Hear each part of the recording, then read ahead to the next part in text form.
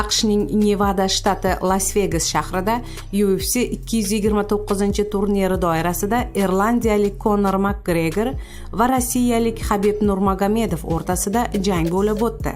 Dog'istonlik jangchi jang davomida ustunlik qildi va 4-raundda raqibini bo'g'ish usuli orqali taslim qildi. T-Mobile Arena arenasida kechgan jang yakunida ommaviy mushtlashuv kelib chiqdi. Bu janjalni Habib Nurmagomedov boshladi. U raqib mag'lubiyatini tan olgach, uni haqoratladi. Uning qafas tashqarisidagi tarafdorlari tomon og'zidagi kapasini tupurdi va qafasdan chiqib ularga tashlandi.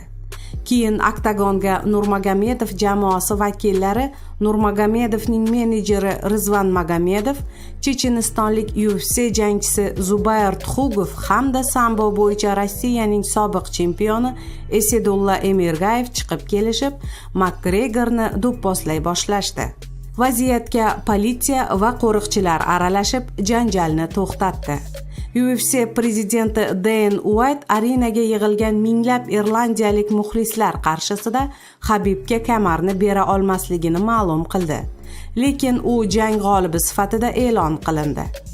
Dana White'ning aytishicha, bu mojaro tufayli Habib Nurmagomedov diskvalifikatsiya qilinishi, buning ortidan tituldan mahrum qilinishi, shuningdek, jang uchun gonorardan mahrum etilishi mumkin. Janjal yuzasidan Nevada shtati atletlar komissiyasi tekshiruv olib boradi. Hozirda komissiya Nurmagomedovga jang uchun to'lanishi ko'zda tutilgan $2 million gonorarni to'xtatib qo'ygan.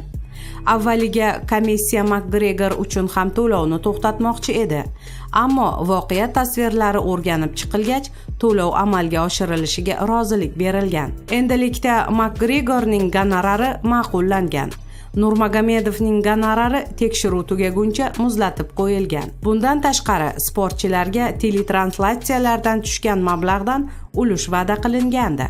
Yuzaga kelgan janjal tufayli Habibdan chempionlik kamari tortib olinmasligiga kafolat bera olmayman. Biz Nevada sport komissiyasi qaroriga bo'ysunamiz. Menimcha, komissiya keskin qaror qabul qiladi. Bugun hukumat a'zolari tomoshaga kelishgandi. Mojaro boshlangach, ular zudlik bilan hududni tark etishdi. Bu juda xunuk holat. Endi Habibda muammolar yuzaga keladi. Men Conor jamoasi jangchilaridan biri Habibni o'ziga chorlaganini ko'rdim. Habib o'zini tutib tura olmadi. Habib jamoasidagi 2 yigit esa oktagonga chiqdi va Conorga ortdan hujum qilishdi. Mening ko'rganlarim shu. Nevada atlet komissiyasi voqea tafsilotlarini o'rganadi. Conorni hech narsada ayblashmayapti. Habib va uning jamoasi a'zolari esa shubha ostida. Habibning jamoasidagi 3 yigitni qo'lga olishdi. Ammo Conor McGregor politsiyaga bu shaxslar ustidan da'vosi yo'qligini bildirgach, ularni qo'yib yuborishdi.